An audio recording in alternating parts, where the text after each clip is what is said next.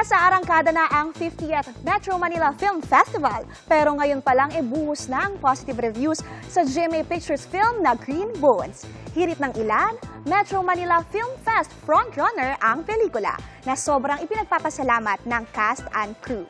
Makichika kay Aubrey Carampel.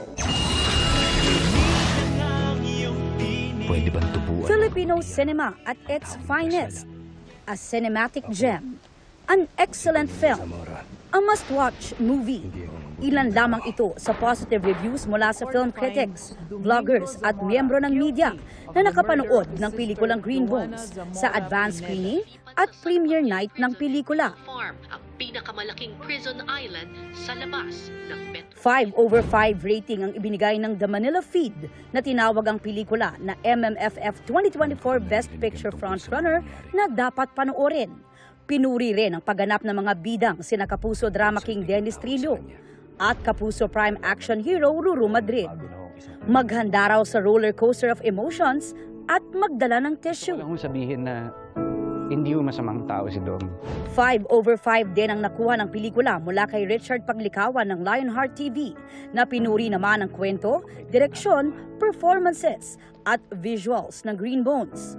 Perfect 5 din ang ibinigay ng My Movie World na magpapaiyak at magpapaantig sa iyong puso. A heartfelt film, perfect for the Christmas season.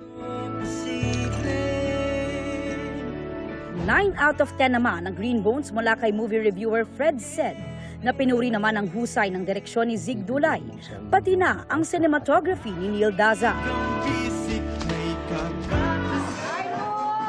Sa premiere night ng pelikula noong Biyernes, lubos ang pasasalamat ng mga bida ng pelikula na sina Dennis at Ruru. Maraming natuwa, maraming naapektuhan ng mga damdamin na ganoon naman talaga yung intention namin na maramdaman ng mga makakapanood nito. Nakakataba po ng puso kasi pagka ginagawa mo isang project, hindi ka naman nag-e-expect na parang may maiyakin tao, hindi eh.